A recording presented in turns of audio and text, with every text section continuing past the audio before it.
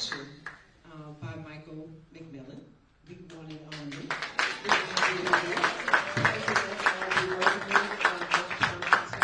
And then we have, if ever there was somebody who was right on point in terms of the culture, the politics, where we need to be, where we should have been, is Tefpo. So it's going to be a magnificent afternoon. We appreciate you for joining. Gentlemen, you want to come take your seats up front? And what we do is ask each of them by way of introduction to you, rather than me read a formal bio. We will ask them each to take a moment to introduce themselves and have a very candid conversation with you. So my role is done. Thank you very much. Well, good afternoon. Welcome to the Urban League's regional headquarters. We are so incredibly grateful to Roland Martin for coming to St. Louis, for choosing to be here at the Urban League, for partnering with us locally and with Urban Leagues all over the country. He is one of the favorites of the Urban League movement. When you look at various events that we host, and when we really want somebody to bring profound thoughts, talk about making a difference, change, and doing something real and concrete in the community, he is the person that we go to and we ask for real leadership, real advice, real counsel, and a call to action, personally and professionally. So we are incredibly grateful to him for coming here today, this weekend, in what he has deemed the St. Louis takeover, as he is here for the entire weekend. So we're very grateful to him, and as Pat mentioned, we of course are grateful to Tefpo, St. Louis's native that we are so proud of, that has continued to grow and do national work and is really setting the bar very high for those people from this community that are making a difference. And speaking of people that are making a difference, I start every single event here by thanking the staff of the Urban League. And I would like for them to just raise their hands and to stand. Those that are seated, we have 350 of the most competent, qualified, capable, and more so than any of those that are working to empower 150,000 African Americans and people in need in St. Louis every year. We also have members of our Federation of Block Units, the Young Professionals, and the Urban League Guild that are in the audience. Please stand so that we can acknowledge you all and thank you for volunteering for the Urban League movement and what you do with us each and every day to help us to help others. We love and appreciate your spirit and your willingness to give back.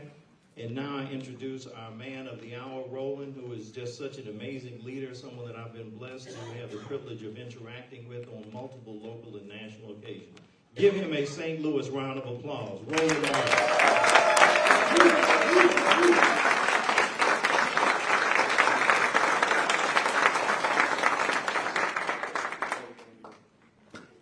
Roland wanted me to spit some of my resume before he did his thing. My name is Tefpo. My government name is Kareem, as many of y'all might know.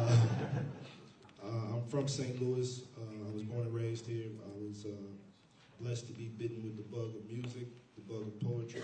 I've been able to use that to go all around the world and evangelize people about the gospel of Black St. Louis.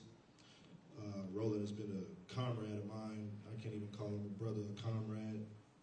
In many cases, when I've been outside using my platform to move the community to a certain consensus, he's always been there to support me and support the community.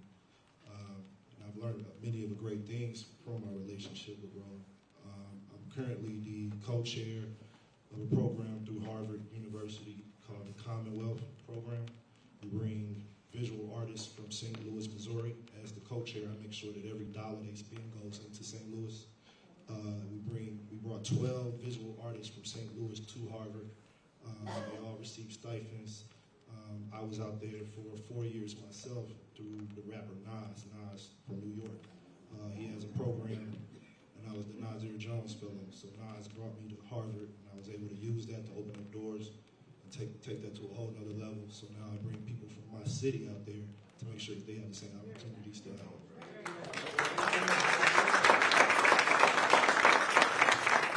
So I was last year in October when I spoke to the NAACP here, and we worked on the speaker there. And so what happened was, literally, this was not planned. Let me tell you how this actually happened. So Dave Chappelle and Chris Rock announced they were doing a 5-city tour. And so I looked at the cities, and I was like, these don't work. So the only one that made sense in terms of my travel schedule was St. Louis. And so I hit Dave and Chris, and I was like, yo, I'm going to come through this. Like, we got you. So then I said, well, hell, that's Sunday night. Coming in. What else can we do? So I hit Mike, and I was like, hey, got an idea. I'm coming to town for the comedy show. What if we do a discussion of my book, White Fear, and the book signing? He was like, absolutely, I'm in. Hit Tef. Hey, man, got an idea. Mike's in. While we was in conversation, both of y'all, we can talk, ask questions. He was like, yo, blocking the weekend off. And so then I hit the mayor, I hit Kim Gardner, hit Wesley Bell, hit Michael Roberts. And so within 5 minutes, that's how this happened. And like, here we go. And one of the things that I have always done, it is, what was it like? I think it was last year before last. I actually came here and did one-on-one interviews with Michael, Tef, as well as Kim as well, and Leslie. And those are on my platform, Black Star Network. And speaking of that, who has actually the Black Star Network app? All right, the rest of y'all got to download. So we launched my show, Roland Martin Unfiltered, in September 2018. And then we launched Black Star Network September 2021. We now have 5 other shows on the network. We, of course, on YouTube. We stream on Facebook as well. But we have an OTT network which you can download. It's on all devices: Apple phone, Android phone, Apple TV, Android TV, Roku, Amazon Fire TV, Xbox One, Samsung Smart TV. And we just launched our 24-hour streaming channel, and we're on Amazon News. And by the end of the quarter, we'll be on Prime Video, on Freevee. We're negotiating with several other folks as well. And what that means is when you look at their television grid, when you see all of those channels, when you see CNN, MSNBC, Black Star Network is right there. We're the only, there's no one else, there's nobody else in black-owned media that does what we do every single day. Nobody. Not Allen, not Essence, not Gravity, none of those folks. In terms of the original news that we have every day, we do 5 hours of live every day, plus the stuff that we cover. We're on the ground when we travel. We're covering whether it's protests, whether it's other events, all around this country. And one of the things that I also believe in is I believe in introducing different people, utilizing my platform. Because it took me 4.5 years before I actually got signed to be on CNN. And I know how that system works. And in that system, there are folks who are deciding who gets on. So if there's something that happens in St. Louis, there are bookers and producers who are deciding, well, who are we going to call what's happening in that city? So they may not call Tiff, they may not call Michael, they may call somebody else, and y'all at home like, how the hell they call them? They don't know. But you know that system. And so for me, it's taking the platform and allowing other people the opportunity to be able to do what they do. When you turn on television, when you saw Tiffany Cross on MSNBC, her first opportunity in front of the camera was on my TV One show. Same with Angela Rye, Gianna Caldwell. You see Laura Coates, who has a new show at 11 p.m. on CNN. Her first time ever hosting a show was on my show. When you look at so many different people, plus Reese Colbert. She was doing videos on Twitter defending defending Senator Kamala Harris. People like, man, she cussing too much. I saw something that was different, and I said, hey, come on the show. Had her on my show. She became a regular panelist. She became a contributor on Sirius XM, and now she has her own show on Saturdays on Sirius XM. You have to have the opportunity. And so that's the key. How do you use it? So whenever you see, it's about 30 people you see on Fox News, MSNBC, CNN that actually came through my platforms. And so that was all intentional. It is intentional with how I use it. And so, this year we started a new U in 2023 with fitness folks and diet folks. And so that's how Terry Starks got on the show. You saw Thursday's show, we were talking about, look, Google just laid off 10,000 people. Microsoft, these other people, different changes. And so Larry Wagner, who's here, she was talking about HR stuff. She's sitting in the audience from St. Louis as well. I use different people and provide them an opportunity to share their expertise. And then what they do with it from there, that's really on them, but you have to have the platform. And that's why black-owned media matters.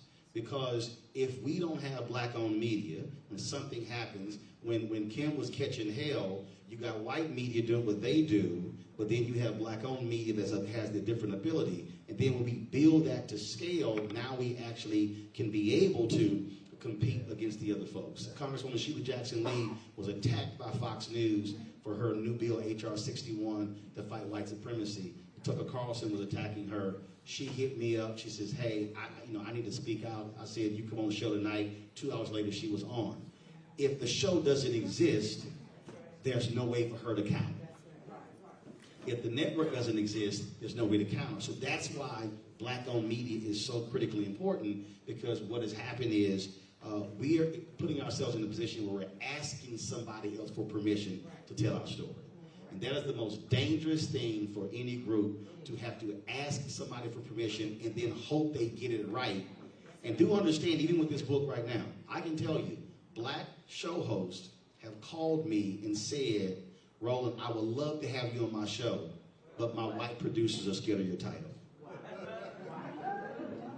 Let me say that again. They have called me. Now, mind you, the New York Times has done articles that's basically the same as my book. NPR, Time Magazine. But they have called me and they said, my white producers are scared of your title. And in the book, I talk about white folks in the media who don't want to deal with this topic. And so what does that tell you? And so that black folks who have shows, and this is where a lot of us people get confused. If y'all saw Bomani Jones' show last night, The Game Theory on HBO, he was talking about LeBron James, the difference between power, leverage, and influence. We keep saying, so-and-so, they got power. No, they don't. They have input. They don't have power. Input means, I would like to have Roland on the show. Power is, he's on. I was calling out an advertiser, and the advertiser hit my sales guy, Michael, and they were like, man, he's killing us on social media. And they were trying to figure out who to call to get me to stop. My sales guy was like, he ain't got no boss. They were like, anybody y'all can call? And I said, next time they call, tell them only one person above me, and that's God. That's the only person who can cancel me. That's literally, look, my wife can't tell me what to say. Yes, I said that.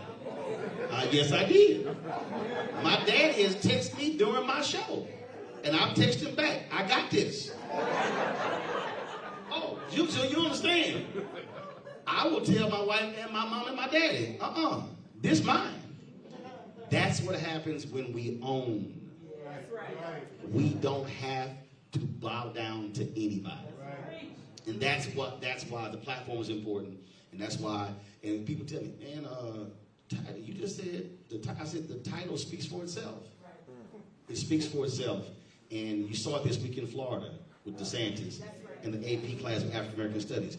That is an absolute white fear. And so we're going to talk about it with questions from these guys and comment stuff. But just understand, if we do not support black-owned media and it goes away, we are in significant trouble, because we will have no way to counter what they are throwing at us on a daily basis.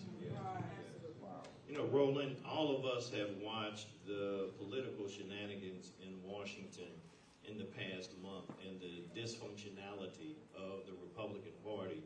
And when you look at those 15 votes for Speaker and you look at the ultra-conservatives that have held out, you know, as we analyze this in the Urban League movement, as bad as that was, it's not nearly going to be as bad as what they are going to do in the Congress. All of the subpoenas, all of the investigations, all of the wasted time, all of the holdout, and all of the things they will do to try to block President Biden's agenda. and those Democrats in the Senate that are trying to do something progressive. Please give us some insight, because you're on a national level and can do that. So let me just pass the book right here. So I picked this photo for a very specific reason. This photo is from January 6th. What this says is, this is a white man with his arms outstretched, and how I saw the photo, that's him saying, all of this is ours. Now you got to remember, what precipitated January 6th? When Donald Trump was complaining about the election being stolen, there were 4 cities he kept mentioning. There were 4 cities: Atlanta, Philadelphia, Detroit, Milwaukee. What are those 4 cities? Black cities. They paid for a partial recount in Wisconsin. Milwaukee. They didn't recount all of Wisconsin. They did a partial recount. Milwaukee. There was a Republican woman in Michigan who said, let's count all the votes in Michigan except Detroit. She said it. They sent folks to attack those 2 black women who were workers in Fulton County. Understand, they were pissed with black people. That's what the anger was about.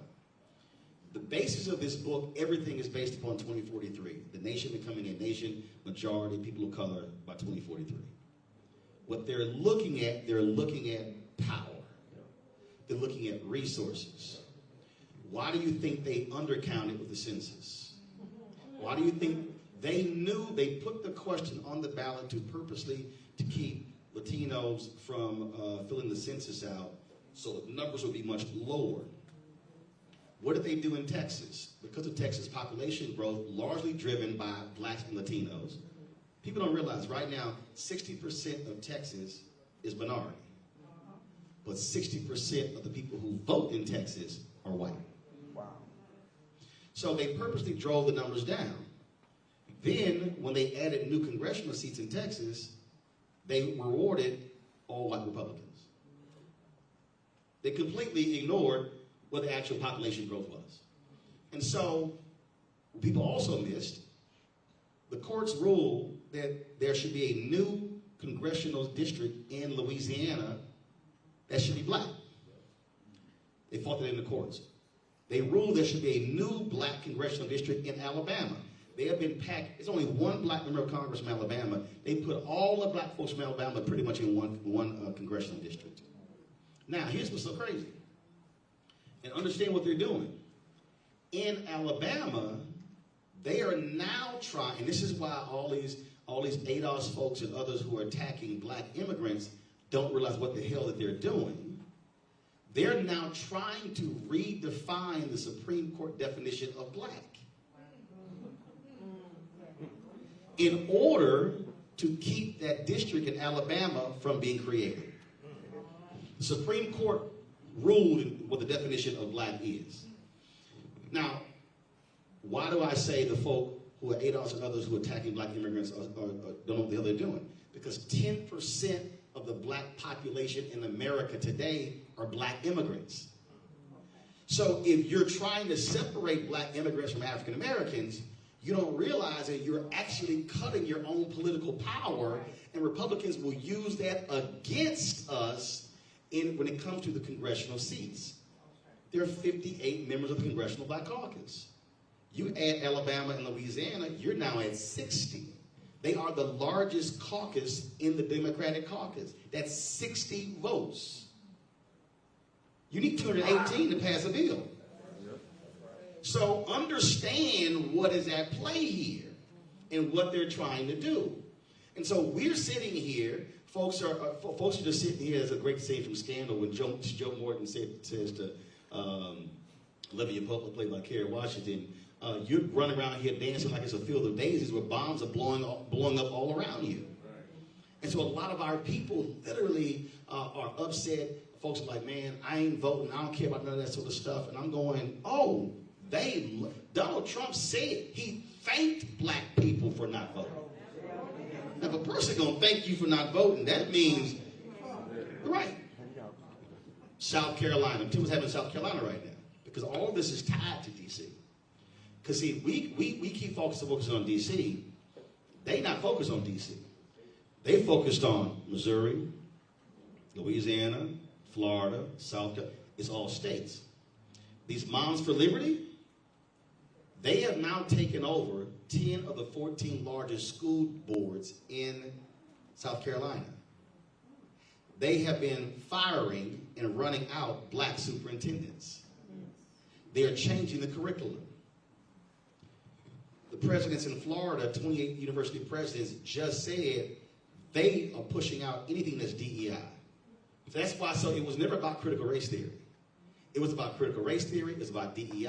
It was about equity. It was about inclusion. It was about multiculturalism. It was anything that is going to increase the power of blacks and other minorities. They are going to oppose.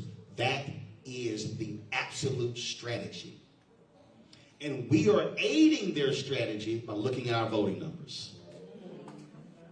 50,000 fewer people voted in Milwaukee in the 2020 election. Mandela Barnes would have become the United States Senator. Now, first of all, a lot of that has to do, he screwed up by having white consultants, having no black outreach. I don't know how in the hell you from Milwaukee, you ain't got no plan to reach black people in Milwaukee. He lost by 26,000 votes. You pick up those votes, you're the United States Senator for the next 6 years. Sherry Beasley in North Carolina, white consultants running her campaign. Same thing. No, how does North Carolina have 15 HBCUs? You ain't got no HBCU plan to drive folks to the polls.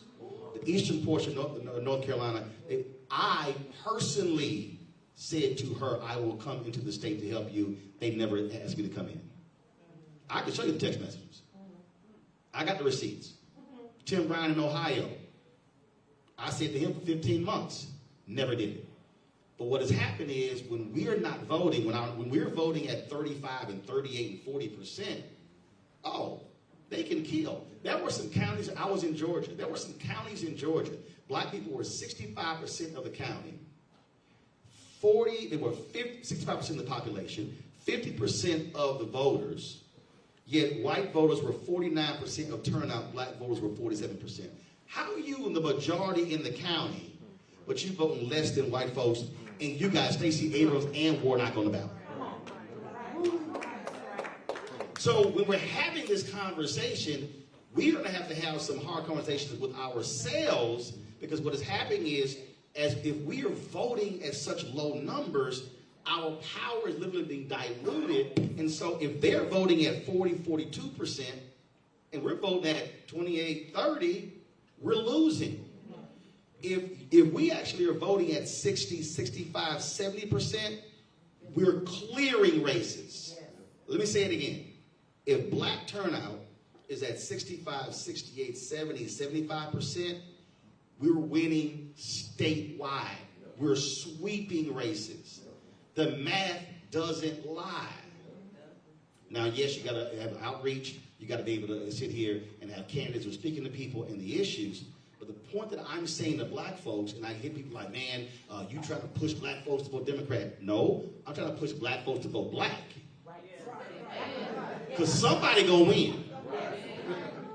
Somebody going to win. And I got to look at it and go, okay, it's going to be you or you. Which one, if I got 10 issues, how many do I agree with you and you? This is my choice. We literally can change the country with our voting power, but many of us are simply checking out and staying at home. And so we're allowing them to have that level of control, and they are appreciative of that. And that's why they're fighting so hard with voter suppression, why they're trying to see the closing down locations, why they're trying to put in more voter ID, because they want to frustrate us to the point we say, man, I just sort of just give up. And that's a fundamental problem that we have to realize, that if we let it continue, they got 6-3 right now in Supreme Court majority. They take control of the United States Senate in 2024. I guarantee, remember, there are only 2 Supreme Court justices right now who are over 70. Alito and Thomas is 72. I can guarantee you, they win the White House and get control of the Senate in 2024, Thomas and Alito will retire. and they are going to appoint a 45 to 48-year-old white woman or white man who they know will be there for the next 35 years to lock in that 6-3 majority on the Supreme Court. Folks, that, and understand, when you got that, you already see what happens. The decisions they can make. That's what we have to understand. They are playing the long game. The Republicans are saying, we appeal to white people. We're not going to be in the majority in 2043, but we're going to control the levers of power in 2073, in 2083. So in many ways, we're going to look like South Africa. People of color in the majority, but you don't have the power.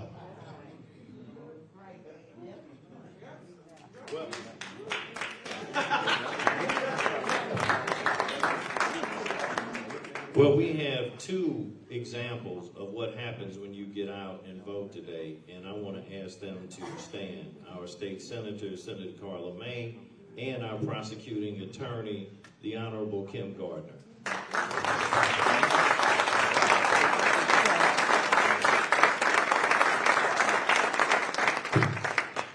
These amazing women are fighting for you each and every day, so thank you all for being here with us.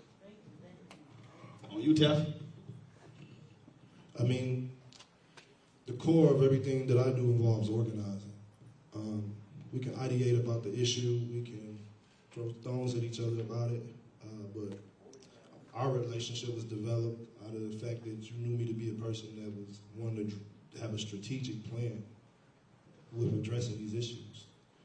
And as we vie for power, we got to understand that power is not a mechanism where they're just going to simply give it to you. And we have this, sometimes folks from the Bible Belt, we have this wild moral disposition with the rest of the world that doesn't exist when you start to travel around the rest of the country. People are a lot more cutthroat about theirs in other places. And what I'm discovering with us, people who can really move the dial, we can actually reverse the course of this radical dilemma. People who live in places like Missouri, places like Iowa, places like Kansas. We've been traditionally taught that the boot is on our neck and we just got to accept it. And you even see that even in the daily choices that we make. So voting is a choice of complication. That's an actual complicated choice. You actually determine who controls the free world in some instances when you vote. And if you can do that with a lack of sophistication, Lord knows what you can do in your own community without any real address. So, I mean, you actually choosing who selects and holds the damn nuclear codes. Right. And, you know, we don't even approach it with that type of due diligence on the knowledge that we do before we even step into the booth. So, a lot of times when you do see that there are people who are displaced with the science of voting, it comes from the fact that they have a question mark in their mind about the political process. And all too often, a lot of people don't want to take time to slow down and answer those actual questions. And sometimes, you know, I'll be candid about it. I felt that Abrams lost the race because she was sending the wrong folks to talk to our people. And the wrong issues were getting mentioned to our people. And it's not a fact that poor people don't want power. Poor people want power. So if you tell a poor person, hey, on Sunday, March 9th, we all gonna go do this. We've organized for 6 months to a year for this to be the outcome. We know that there are several variables that can come from this, but this is a variable that we hope can go down, and if it don't go down, wait, it's what we do after that. That's the problem, right? So it's like we watch the enemy steal the election, we sit back and we hope Mark Lamont and Don Lemon gonna do something about it. You know what I'm saying? And it's like, it's legitimately up to you to fix that. So you have to just determine that, you know, if what we have is good enough for you, then accept that. But there's a wave of folks that's not. And the beauty of the United States is that this country has put things in place where we can have a back and forth ping pong kind of situation with each other about the politics of the day. But the problem is now we're getting to the point where we're removing those processes because we aren't taking the time to wrap the proper education, the proper cultural implications around it. You know, we see, in many cases, the Democratic Party just tone deaf. Cardi B twerking is not going to inspire me to vote. It's not going to push me to the polls. It just doesn't. That's the only time of year I even hear these type of people talk about anything political, and then you want me to go vote behind that activity. That's just buffoonery on a certain level. So it's like we got to understand that on both sides sometimes they're playing games with our minds, and we have the power to actually determine what the future looks like. So so a key word Tef just used, we said organizing. Then the second one was education. So if you read Martin Depp's book on Operation Breadbasket, which was out of all the things Dr. King did, that actually is the most underappreciated, underreported thing that they did that really impacted Black America in a meaningful way. And the reason it did, because it was an economic thing. First of all, the idea came from Reverend Leon Sullivan. He was doing it in Philadelphia. He mentioned the King, he presented to SCLC, they adopted it, and that's what became Operation Breadbasket. See, one of the mistakes that we make today is we see something and we go, we need to boycott it. Yeah, but you ain't even explained to people what the hell we boycott. So that's what they did. They would go meet with the company, they would ask for the data. The company would give it to them or they wouldn't. Then they would say, okay, based upon their response, they would go educate their congregations, lay out what the plan is. Then they would then let the companies know, well, if you don't move forward, then we're going to launch direct action. We'll organize their people, launch direct action against them, protest, picket. Company would buckle. Company would then come to the table, negotiate an MOU. And their strategy was very multifaceted. They wanted them to not just hire Black folks, senior management, entry-level jobs. They put money in Black banks, use Black-owned businesses as contractors. It was very clear. Put Black-owned products on shelves. So the reason you saw all of these African Americans, companies that exploded in the late 60s, early 70s was because of Operation Breadbasket. But there was an education component. What is missing today is we have people walking around who have no clue about civics. They literally just have no idea. Okay? They just don't. They don't actually understand that what a state rep does compared to a state senator, and then what the county commissioner does compared to this person. And so what is actually needed is really going back to freedom schools where we're actually educating people, because I can't get you to register until I can educate you on why you need to register. And then after I got you to register, I got to keep educating you on the issues so you then actually vote. And then after you vote, I got to educate you on not disappearing, because when the election is over, that's the end of one process at the beginning of another. And so what happens is the election is over, we bounce. And so you have a state senator, you have a prosecutor, you have a judge, you have all these people who are like, yo, where y'all go? We need y'all here. I'm telling you. I'm trying to look. Folks, I covered City Hall. I covered county government in Travis County in Austin. I've covered state government, federal government. Understand how it works. Thursday before last, I was in Houston. The Black superintendent wanted to fire the principal at my high school. I got wind of it. Folks were organizing. She's been the principal the last 5 years, Tiffany Guillory, the most stable leadership my high school has had in 25 years. They would have principals coming in every year. So about 30 of us showed up to the school board meeting. I flew in from D.C., did my show from there, and they gave each speaker 1 minute to speak. And I was like, yeah, y'all got to do something about that. So one of the Black board members, when it came time, she said to the rest of the board, she said, we have Roland Martin here. We need to give him more than 1 minute. And they all nodded their head like, yeah, because they knew what was going to happen. They didn't. Now understand, so then all of these folks stood up. I'm there in my jacket that I got when I was there. And then, as mentioned, TV on the back. That's what they called me when because I went to school communications there. But this is what I told them. I talked about why she was important, why she should stay, but then I said, let me be clear with y'all. The $25,000 scholarship that I gave the district for Jack Yates students, if you fire her, I'm pulling my money. 2, I said the $50,000 I was going to, I was actually organizing the event because I was inducted into the Society of Professional Journalists and the National Association of Black Journalists Halls of Fame. We're going to have an event in Houston, and I was going to announce $50,000 for the school. I said, I'm pulling that. I said, 3rd, they're having an event this spring where they're honoring, for the 100th anniversary, they're honoring 100 most prominent HISD, Houston Independent School District graduates that they had, and they said, hey, we selected you as one of them. I said, I ain't accepting your award. I said, in the last point, if you fire her, because I own it, I will do my show from here and cover every damn thing that y'all do. Now, they voted 6-3 not to fire her. But here's what happened. It was the last item on the agenda. So we were there for 4 hours. The 30 dwindled down to 8.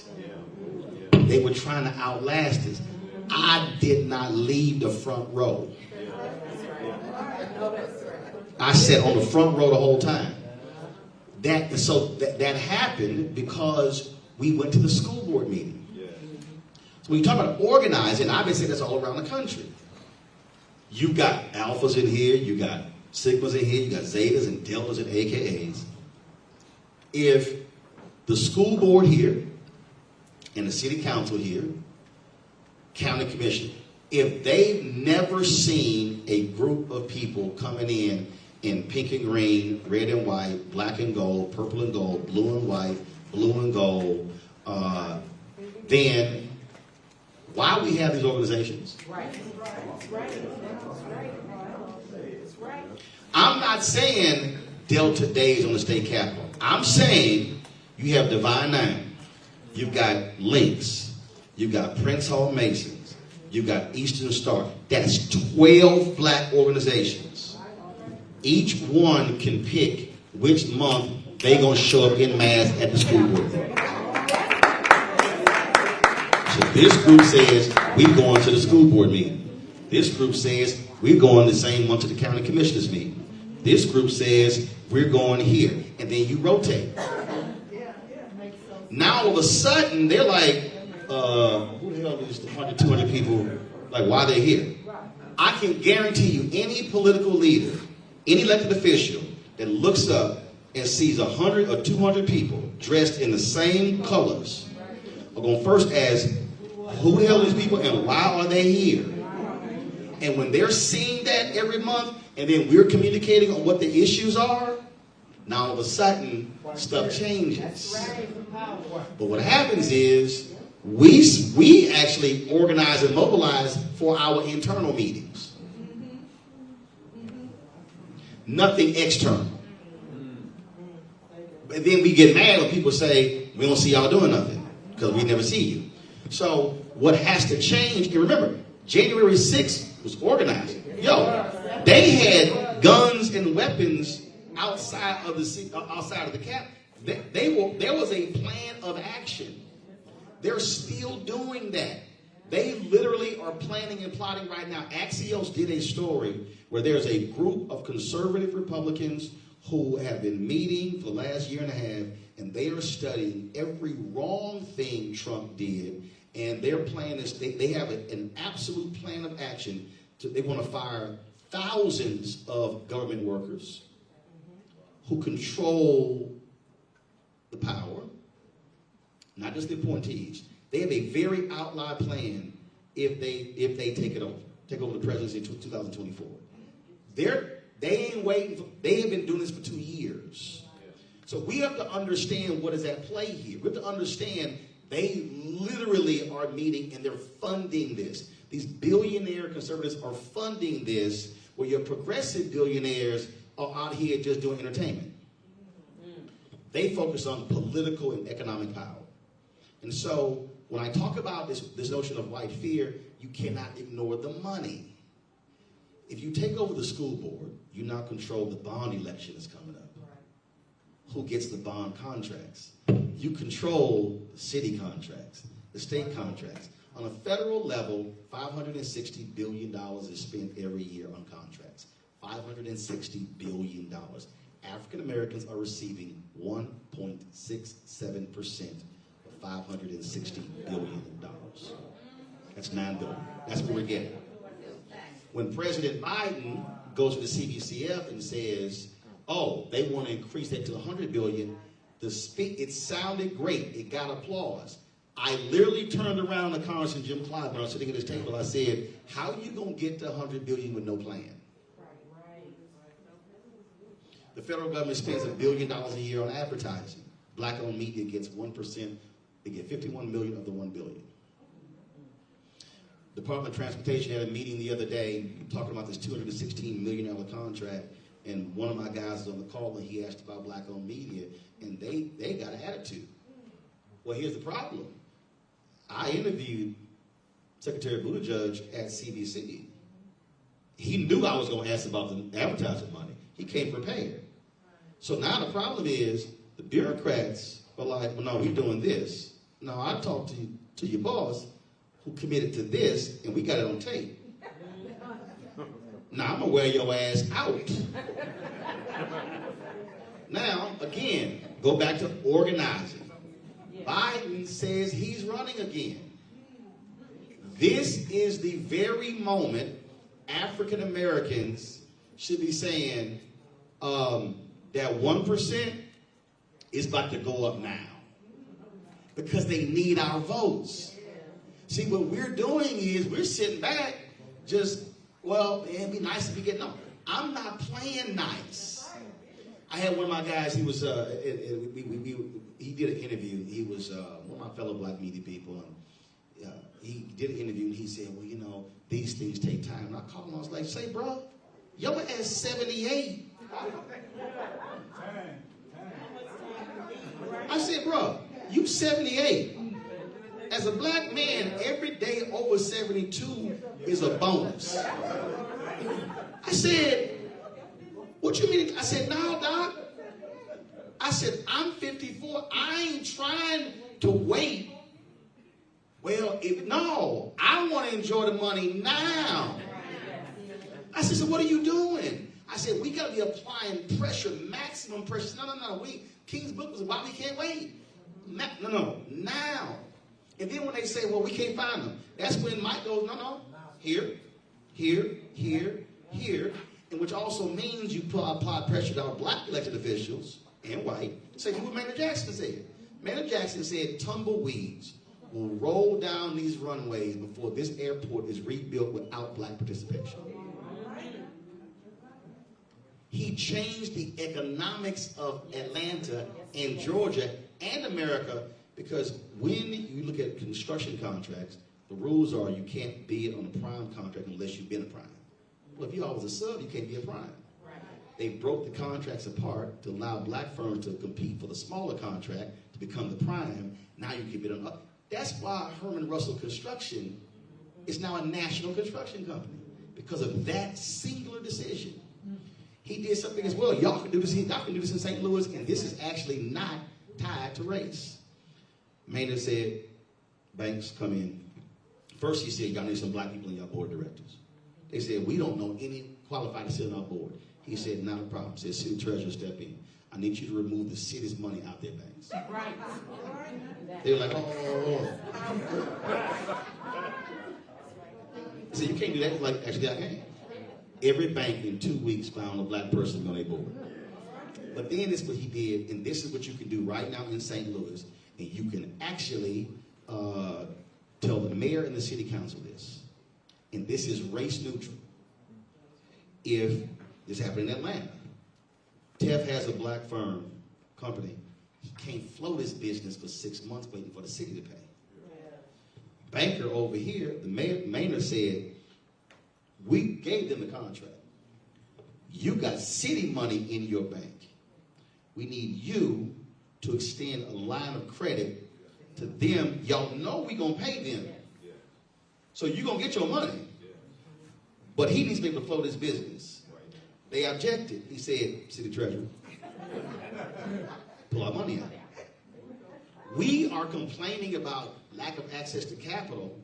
The bottom line is here.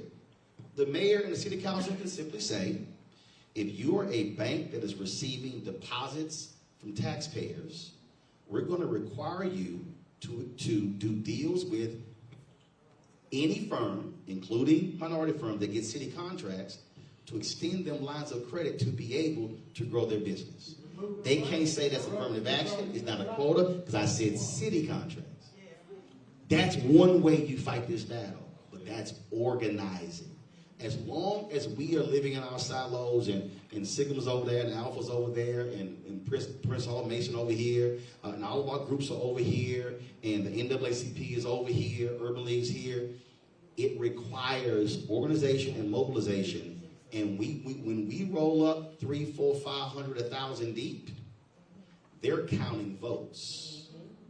That's how the system changes, and that's how we have to be operating from this point forward. Well, Roland, that is all practical, realistic, excellent advice. You go all over the country all the time. You have many fans in this room and countless others in St. Louis.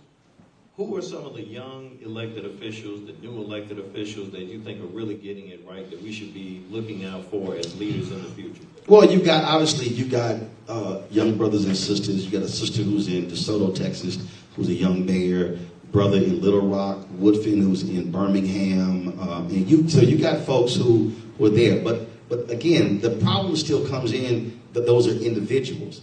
If you got 9 people in the city council, you need 5 votes. Ron Kirk was the mayor of Dallas. He used to always say, Ron said, look, I count votes. He said, I don't waste no time with the conversation. He said, you ain't got the votes. All you do is make a whole bunch of noise. And understand when you talk about this notion of organizing. Look, my parents founded the Pacific Club growing up. My parents didn't go to college, all right, but well-read. But they were on television. They didn't have no bullhorn. They wasn't no activists. But they cared about the neighborhood. They organized. So what I'm talking about, I literally saw at 7, 8, 9, 10, 11. We had to pass the flyers out. We had to put damn signs. We were free labor. So I think I was in the 9th grade when I actually spoke before the city council. I was going to rallies at the state capitol with my mom, and she was one of the 3 citywide co-chairs of the Metropolitan Organization. But no elected official can do something unless you have votes and people to back it up. And so it's a lot of folks out there, but what happens is they get burned out. Look, you just saw the Prime Minister of New Zealand, one of the youngest in the country, stepped down because she said, I didn't have the energy. Because one of the things is we elect them, then we leave. And they're like, yo, I need y'all to stay here and to fight with me.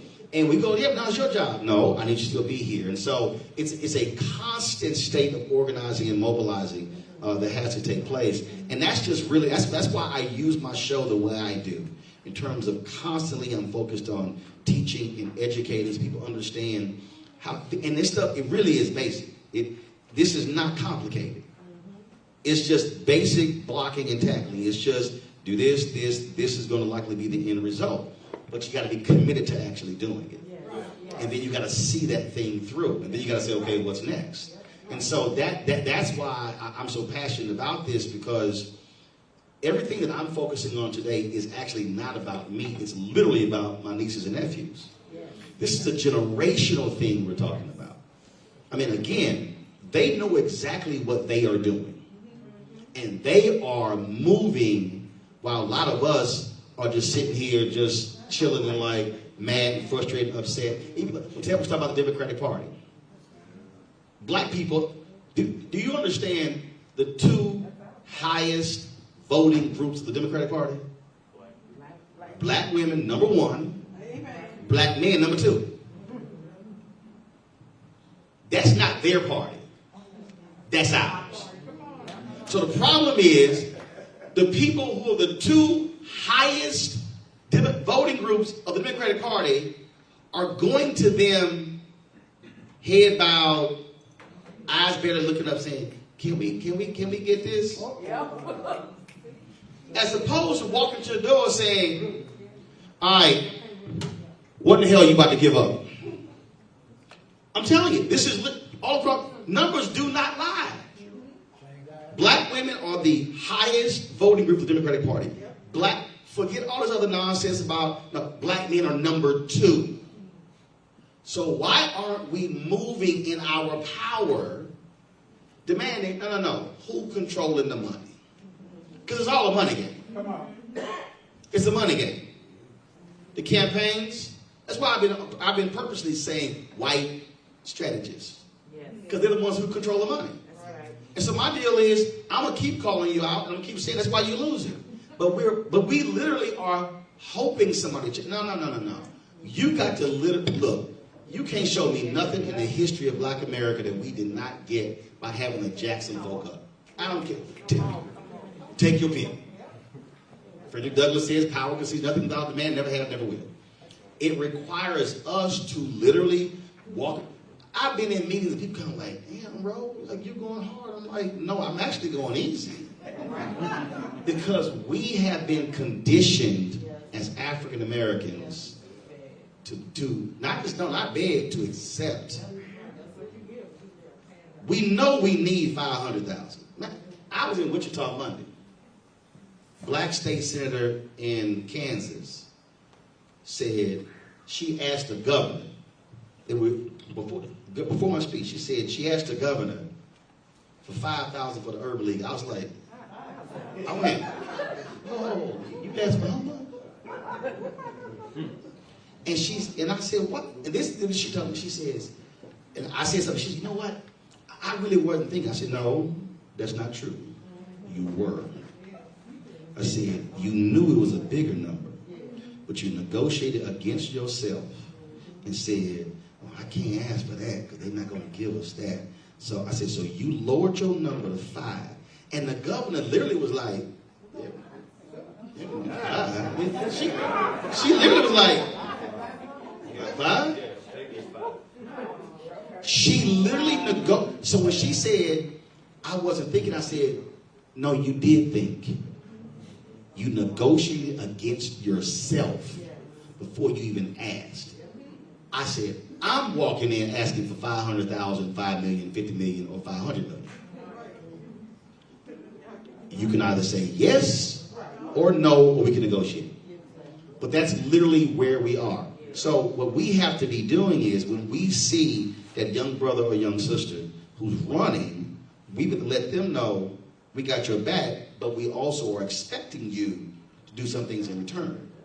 What we cannot do is do what many of us did when Obama was president, where we were just so happy to see a first black family that we stayed at the inauguration parade when everybody else left.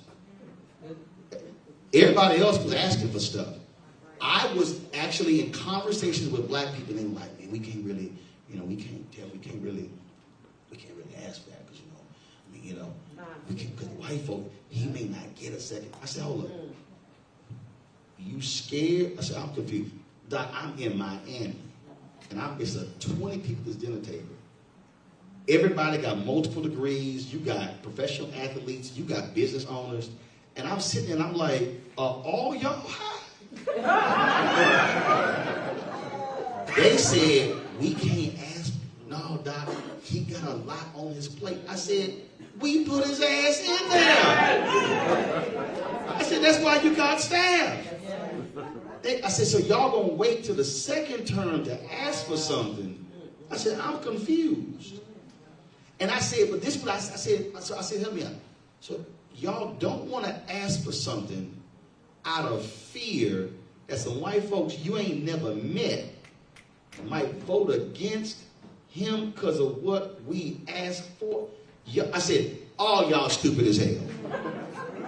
They literally talk themselves out of asking for something from our community, saying we made, how it made. No.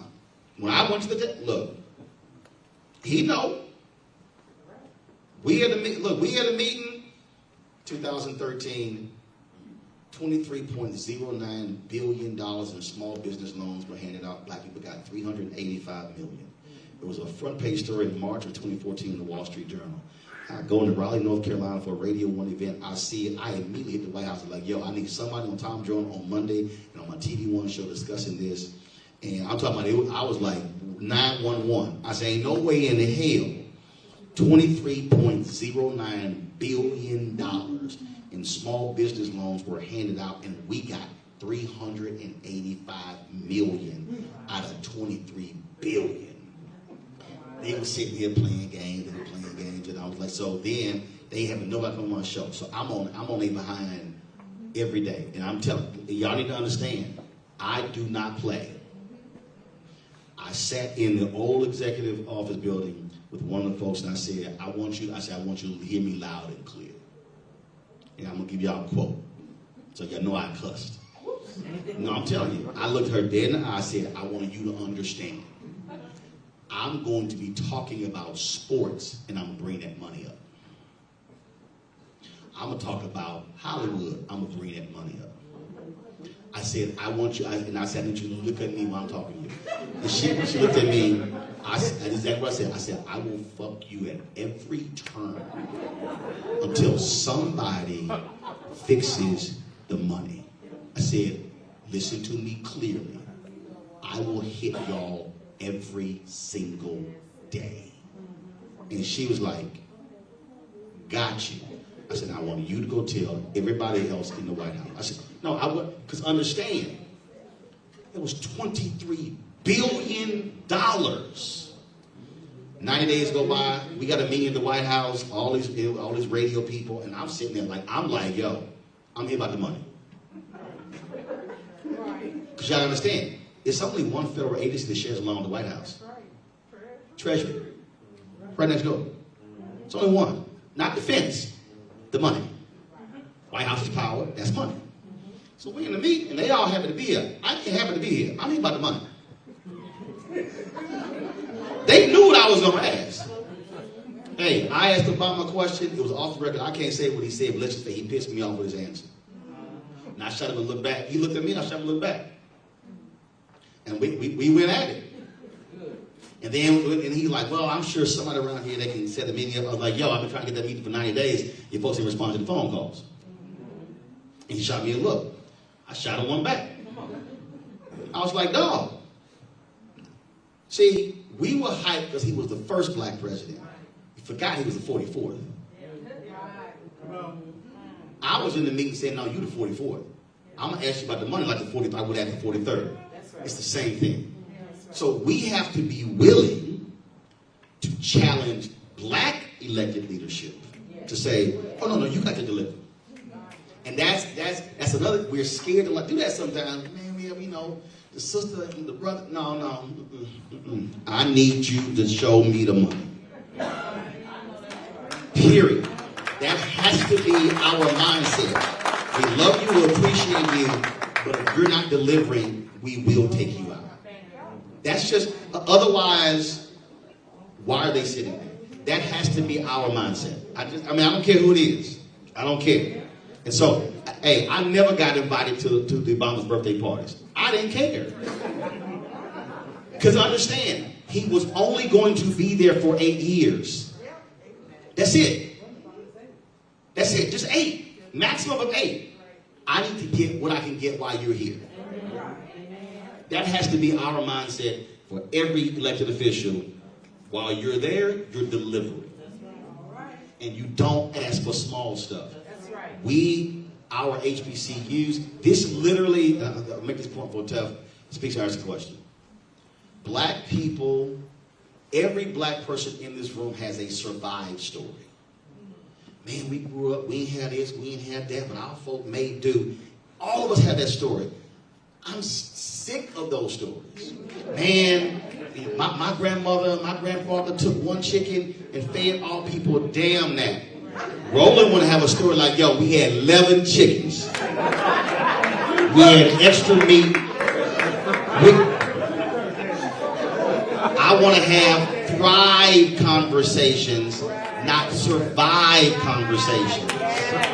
What we're doing is we're asking for a little because we are used to making do with a little. No, damn that. I want to make do with a lot. I want to have a surplus.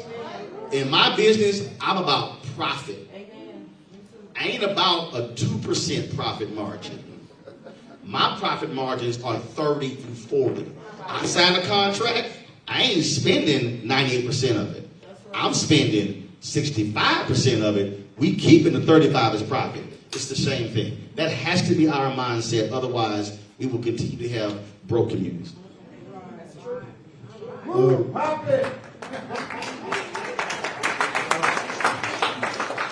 Power is often defined as organized people, organized money, right? Some things I've learned from you in the moments of despair is that that's when you make your biggest strides forward the power. That's when your back is against the wall. That's when you say, you know what, I ain't gonna go in the room and ask for the 6-figure check. I'm gonna take what I got in my own reservoir, build my situation out, keep adding to it, piece by piece, and before they know it, I've Trojan horsed the whole game. That is a direct lesson that I've learned from you. Currently, we have a music studio in South St. Louis. We got a hair salon. We got a magazine that's doing 20,000, shipping all over the country. I'm a pupil of Roland Martin. You feel what I'm saying? Instead of going to these folks in certain situations where I knew it wasn't going to click, I used my own ingenuity to say, okay, I know this person, I know that person. I can build this network out, make this thing go, do what it got to do. That's why you see myself in certain situations where I can say what I want, I can wear what I want, I can talk how I want, because literally there's nobody to turn the valve off. There you go. So, can you give us some examples of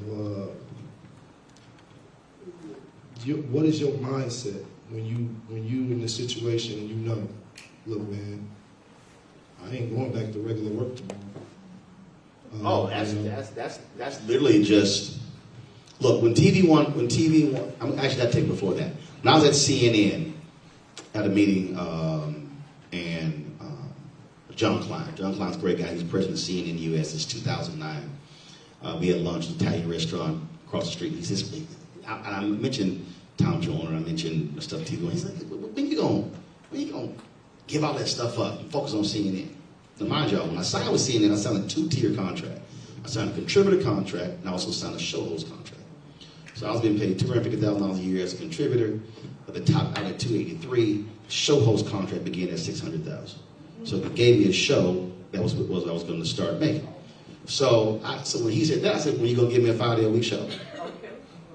You want me to get my shit up? What y'all giving up?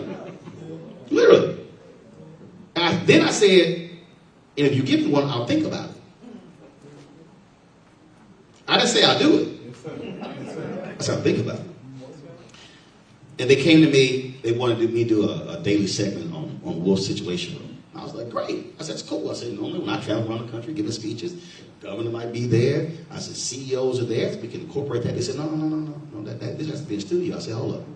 So y'all want me to do a segment in studio, which means I'm going to be off the road, meaning I'm not speaking? Y'all going to replace that money? They were like, no, we're not replacing that money. I said, guess ain't going to be no segment. Now, mind you, I want you to understand, 99% of the black folks been like, oh, absolutely. A daily segment? No. Why did I say no to daily segment? Because I was doing $300,000 to $400,000 a year speaking. That money was freedom. I wasn't going to let them control all my money. Yo, I had CNN money, TV One money, speaking money, book money. I believe in multiple revenue streams. When I signed with CNN, I told my agent, let's go get us another deal that equals or exceeds this one. We got that one. I said, let's go get us another deal equal or exceeds this one. He was like, damn, bro. I said, here's the deal, bro. If anyone gets turned off, to your point about the faucet, I can go, beep, over here. Keep it moving. I'm sitting here one day when I launched a line of ties, ascot, and bow ties. A brother, David Borman, he was the executive vice president, Washington bureau chief. We're outside the studio. He goes, he turns to me. David's like 6'5". He goes, now you know, if you were full time at CNN, you couldn't be doing all these other things that you're doing. And I went, I know. So I ain't gonna never be full time at CNN.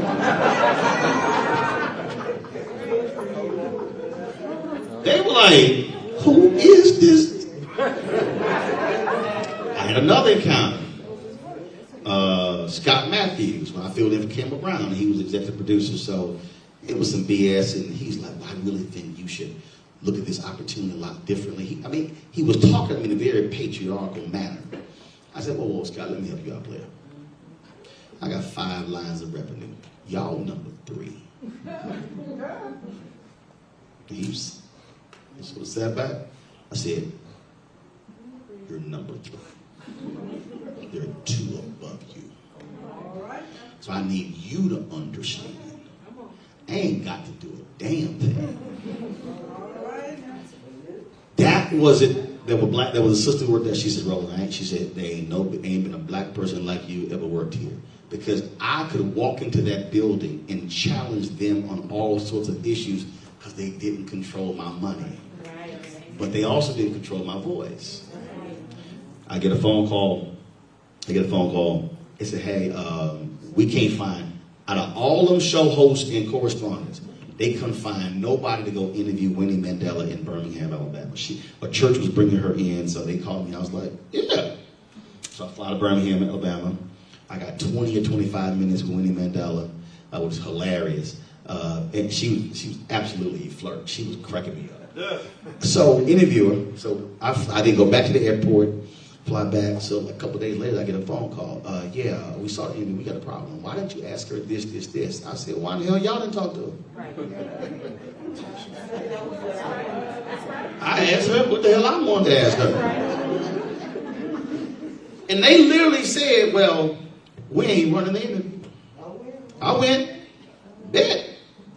I went to John Klein. No. I went to John Klein and said, hey, your folk in Atlanta are not going to run the Winnie Mandela interview, so I need the tape. That's right. I need permission. Give me the tape. I'm going to run on my TV One show. John was like, sounds fine to me. I go to D.C., we copy the tape, we run on my TV One show. March of 2018, I'm in Memphis preparing for MLK 50, the 50th anniversary of his assassination. Winnie Mandela dies. I hit my dude, restream the Winnie Mandela interview. The only reason you can see today me interviewing Winnie Mandela is because I had a black-owned platform that I never gave up, where we ran it. I leave CNN in April of 2 years ago in April 2013. 5 years later, I rerun it. That's what the freedom part was. If I had given up my black platforms, then I would not have had other outlets to do stuff. So when CNN says we ain't covering that, I'm like, cool, I'm going to cover it over here. In fact, when the Trayvon Martin situation happened, we made that thing become a national story, those of us on social media. I was in Sanford, and they were trying to figure out, they were like, and I wasn't down there for CNN. I said, y'all, I got a show budget for TV One. I don't need y'all to fly me any damn where. See, again, I'm coming back to the money. They thought they had control of me, but they didn't have control of my money. Right. I could buy my own damn plane ticket. So I was in Sanford, and so they blowing me up trying to get Sabrina Fulton and Tracy Martin, his mom and dad, on the show, but they not booking me on the show.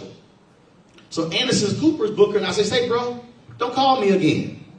I said, y'all don't want to book me, but you want me to help y'all get the mama and the daddy on. I ain't doing a damn thing. I don't work for your show. And then all of a sudden they look up when at the church they had a big old town hall. The mother, Ben Crump, asked me to moderate the town hall. CNN's like, how the hell did this guy get up there? Now all the networks are covering it, and they trying to figure out how am I sitting here, because I have always cultivated my own relationships that had, and see, what they didn't understand was, they kept thinking it's because of CNN. No, black people were listening to me on Tom Joyner and watching me on TV One. And so when I walk into the room, I didn't walk into the room. There's a movie called The Insider dealing with the tobacco crisis where Lowell Bergman, played by Al Pacino, says, Lowell Bergman, 60 Minutes, I wonder if my phone calls get returned if that's not at the end of my name. I always made clear from the day when I came into business, I will always get my phone calls returned with nothing at the end of my name. So when I call folk today, when we got TV One, they were like, hey, I'm with News One now. They were like, what the hell is News One now? They would say, well, I'm on TV One. They're like, what the hell is TV One? Then they told me, I was like, what are you doing? When you call, tell them, I'm a Roland Martin show. They would call, they were like, I'm a Roland Martin show. Oh, yeah, I know Roland. I listen to Roland. Like, what? They didn't know the network. My social media file was bigger than TV One. So the point there is, when you have personal credibility and integrity, and you understand the game, then you understand and you don't buy into white validation, and you have respect for black-owned media, and you know how the media game works, then you know how it works. I'm going to get this last one because I told you, I know how to play this game. I get hired to CNN, election, first night, Iowa. They like, we don't know who this Negro is. They ain't trying to use me. They don't tell me how to access the exits poll data. I was like, all right. They ain't tell me when the food came. All right. Because the people out of D.C., because understand, the people out of D.C. were running the whole thing. The D.C. people were pissed because I got hired in New York. They were like, we ain't using him. All right, cool. So, and they were so scared. CNN actually, my Obama book, you can actually buy that book, cover the election. They asked me to take this story out of the book. They were like, it makes it look bad. I said, what shit happened? Y'all were stupid.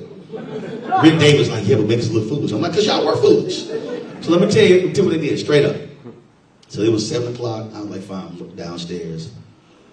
In fact, before that, Sam Feist, who's now the bureau chief, he comes down. I just finished kicking Bill Bennett's behind on television. And he comes to get Bill to escort him upstairs to show him the studio. I'm sitting right there. I was like, well, I'm going to walk behind y'all ass then. So I walk up. And he like, yeah, blowing me off. And I was like, yeah, okay. I'm like, I'm going to get your ass back. 7 o'clock comes. All right, everybody hype. 8 o'clock. 9 o'clock. Numbers are coming in. Looks like Obama's going to win. So they on the air. Reporter's like, so we know that Senator Obama is in the city. We don't know where he's at. I sent an email. He at dinner right now with friends and campaign people. And then I get a call. Here's their exit poll. Here's their exit poll data. They come in, oh my God, where are you getting this? And so then they came back, and then they said, oh, he wins. We're not sure when he's coming to the convention center. I'm like, he's leaving dinner in 20 minutes. So they come up, they're like, oh my God, where are you getting this from? I'm like, from the person sitting next to his ass at dinner. If y'all put him in the damn air, y'all might have some of this information, but y'all got to know what the hell they talking about. So the producer, she goes in, she's like, oh my God, we got to get him on the air because he got great stuff. I got it on for, I think, 1 minute and 37 seconds election night. And I was like, okay. Oh, I ain't getting mad. I got to eat it.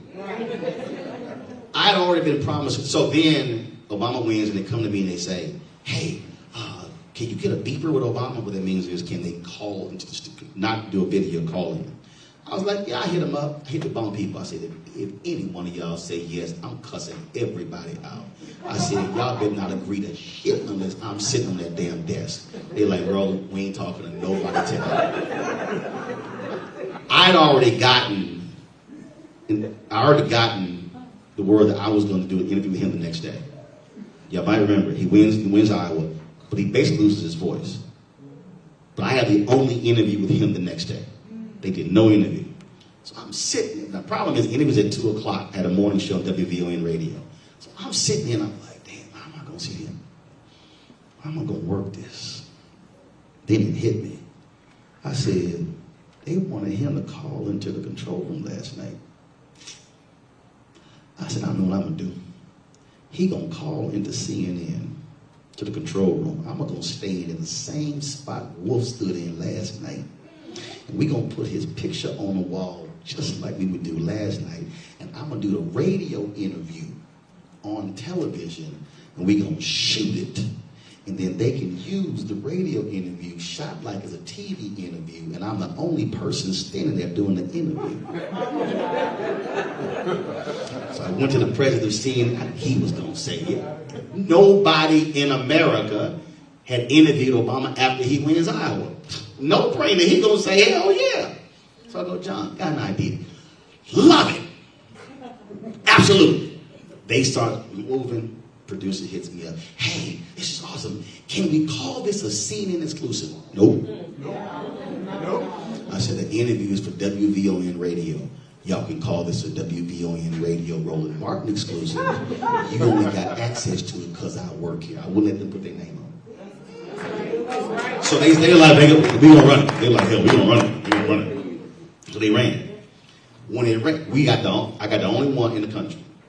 When it's over, John goes, I'm gonna put a word and put a bug in Sam's ear. We need to use you more next week. Now, mind you, next week in Hampshire, I was like, That's why that following week, y'all saw me on every damn week at 7. The moment we came on live, my ass was sitting right there. Because of that, I had to show them, y'all want to play me, but here's the deal. If I didn't have the black media outlet, I could not have leveraged the interview. So the point there is, we cannot ignore when we have our own black media that we can now leverage over here for mainstream, and I'm still in control of the process. They couldn't control anything I asked. I asked whatever I wanted because I said, oh, if y'all want it, you can run it, but I'm still doing it. That's how we have to be processing and approaching these things. But too many of us are living by white validation, and a whole bunch of us would have dropped all that black media stuff just to be able to say, I'm on CNN. Wow. That's how you have to play the game. Yeah. Roland, before we get into the book signing, every time that I have seen you, you have always given every single person, organization, city, government, elected official, amazing calls to action. What do we need to be doing? So here's first thing. You have to decide as an individual, what is the one thing I absolutely care about? I don't care what it is. If you say your thing is economics, if you say your thing is organized, if you say it's mobilizing, if you say it's education, then what you then have to decide is, this is what I'm going to commit myself to for the next 364 days.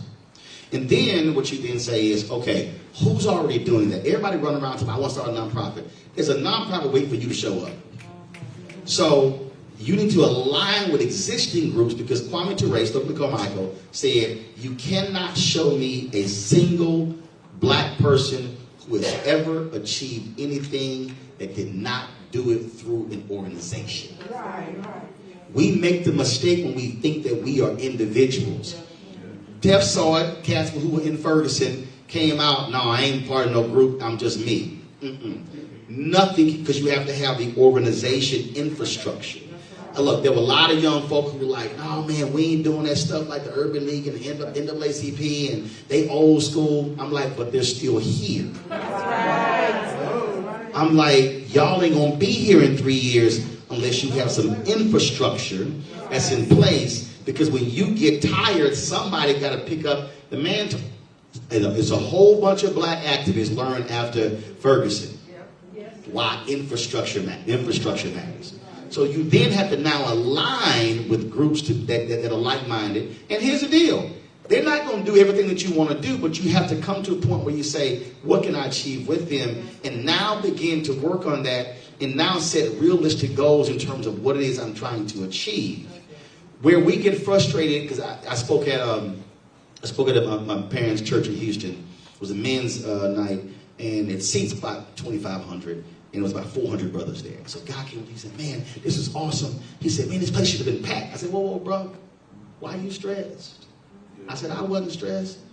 He's like, what do you mean? I said, I wasn't speaking to the empty chairs. I was speaking to the 400. I said, and out of the 400, I wasn't trying to convert 400. I was trying to flip one. I said, you got this whole thing wrong. I said, let's now do multiplication. It was 400 of y'all here. One of you, each one of you, should bring one next month. Now there will be 800 brothers in this meeting. And then if the 800 brings just one, I ain't asking you to go get 5. Bring one, the next month will be 1,600 people here. The next month, which is the 4th month, if the 1,600 bring one, we now have to put out chairs because it only seats 2,500, now we got 3,200. I said, you tripping on who wasn't here. And so your mission has to be, if you're talking about voting, you're talking about how do you transform your community, you then have to say, all right, this is what I want to work on. But this is also a biblical model. Nehemiah was freaking out because the wall crumbled. The king said, you clearly bothered, go ahead and do what you got to do. He goes to inspect the wall, comes up with the plan. He then goes to the people. If you actually read it, it says, the people said, let us rebuild. We get so consumed because we go, well, man, everybody didn't show up. You ain't going to have consensus. If 2 people showed up, I'm working with the 2, and we're going to build from there. So then if you keep reading the scripture where it says that they had some haters, and the haters were like, yeah, y'all can't rebuild. He was like, yo, ignore them, keep building. It's going to happen. I guarantee you there's people who said, Mike, ain't no way in hell y'all can get that building. You like, appreciate that. You just keep building. But the key is this here. You keep reading. These people rebuilt this portion of the wall, which meant they actually built, and they got all about the names. They built what's right in front of them. The greatest mistake that we make is you're in St. Louis and you focus on what's happening in Kansas City. And if you're in St. Louis, you worrying about that other neighborhood, but you ain't been looking at your neighborhood. Not your neighborhood, not your street, not your block, not your street, not your house. So when I see somebody who says, I care about education, and I then say, how are your nieces and nephews doing in school? It's, I don't know. I said, well, you don't care about education. I said, you can't tell me you care about education, and you ain't even inquired about your nieces and nephews. I said, you can't flip no other kid if you can't deal with them. They were like, damn, I had to ask them that question. But again, that's what we're talking about. So you have to decide, walking out of here, how am I going to be a change agent? And I know somebody sitting here right saying, somebody saying, look, Roland, I didn't go to college. My mama and daddy did not go to college. But my daddy read the paper every day, watched 4 or 5 hours of news every day, well informed. They were engaged. They were involved in the community. I saw that, and so all of this that you're hearing was born out of what I saw and participated in and witnessed, and then added to it. This is literally how our community has changed, but it's never going to change if what we do is hear stuff and go, man, that was great, that was wonderful, and literally leave the same way we came. And so you then have to now decide, who do I want to align with and how do we want to do it? Sigmas and alphas now have to say, okay, how are we now going to go beyond our meetings? How are we now going to place a call of action to say, all Sigmas in St. Louis, we're going here in March. Alphas, we're going here in April. Omegas, we're going here in May. And then we're going to talk to the alphas and sigmas about, okay, what did y'all do? What did y'all do? So now our messaging is similar and aligned, and we're moving towards the same thing. That's what actually has to happen. I can't pick the issue for you because I don't know what your issue is, what your neighborhood is like, what your organization is like. But what I can guarantee you, and this is living proof in terms of how this works. We are sitting here right now in this room, but we are live streaming on every single one of my platforms. Now, I'm going to walk you through real quick how this works. We're live streaming because that piece of equipment right there with the yellow cable is a LiveU LU800 unit. That unit is the top of the line live streaming unit So that unit, ABC has, CBS has, NBC has, MSNBC, all the networks. When we travel, they got the exact same unit we do. I own 2 of them. Now, when we started, I could not own it because that thing is $20,000. But I bought the LU200. I had the video, which was $500, and the LU200. So I could not afford that. But I figured out what I could afford and still got it done. And then as we built, we purchased the next line. And then we purchased that one. We are able to, we got 2 of those. I can plug up 4 cameras to that, feed those 4 cameras back to my studio, and they can live switch all 4 cameras in my studio. We started with 157,000 YouTube subscribers. We now have 988,000. Built over 4 years. But also my fan base, y'all made that possible as well. My fan base has donated $2 million to our show. And here's the deal. I told them, I said, listen, swag costs money. If I send y'all hats and t-shirts and mugs, basically that's where all the money is going. I probably have had 30 or 50 people in 4 years complain they did not get a hat or a t-shirt. The other 23,000 said, yo, we're investing in the show.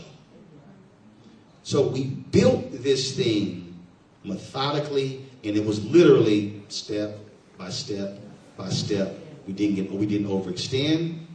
Not a person has been paid late. And we launched September 4th, 2018, and we've been profitable since March 2020.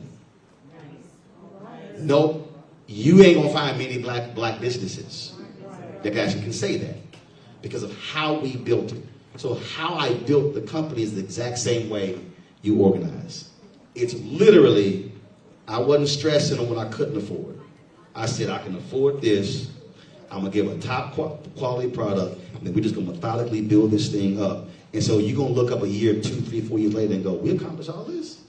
In 4 years? Well, It's not a game changer. It's not just the organizing in the political sense, it's the business acumen as well. A lot of young people may think the Roland Martin show is outdated. They may not watch it. The same for me.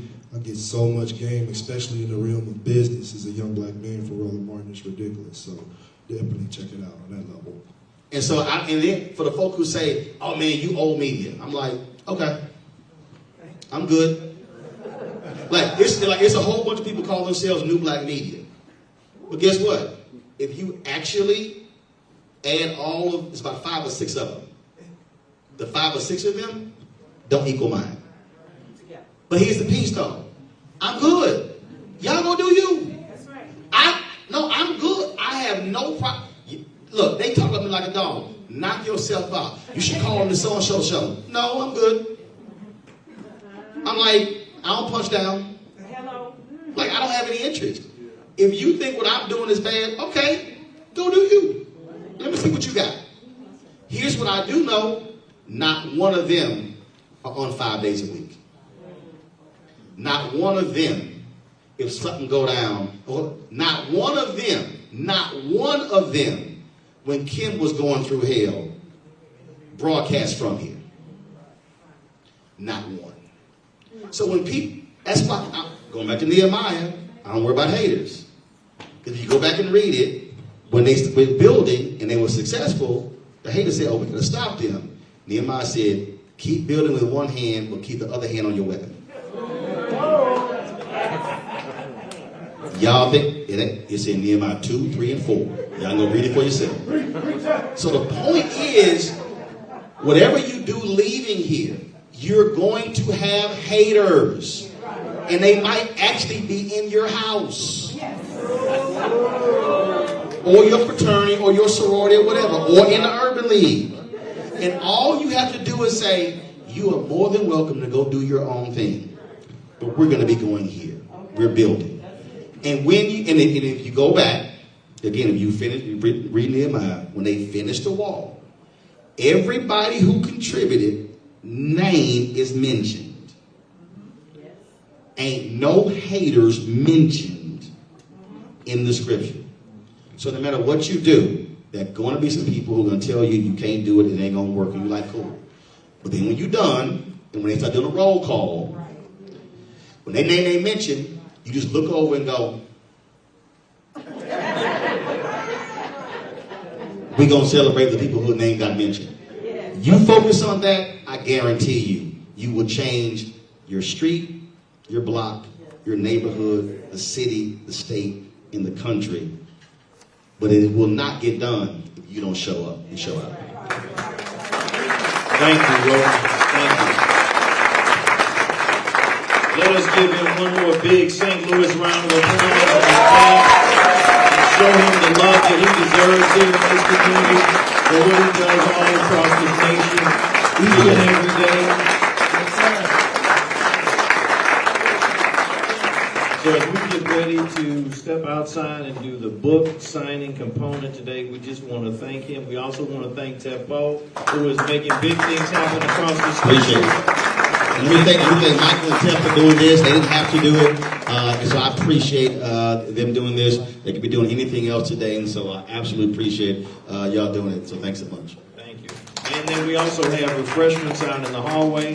For those members of the Federation of Block Units, please see Farrakhan. For those members of the Guild that are here, please go in the back, see David Glenn. And then for those that are in the YPs, to see Barry, because we have actually purchased books for you that Roland will sign afterwards. So over there, I'm going to sign out there. I'm going to sit at the end table. So I'll be seated, and we'll take photos right there as well where we're signing. And so they have the machines out there for cards and cash and everything. So I'll see y'all outside. Thank you. Thank you, everybody, for coming. If you still need to purchase a book, you can go into the hallway. The ladies are happy to help you. But for the Guild and the Federation of Block Units, if you will meet your contacts, they'll have your books, and then you can line up outside for the autographs.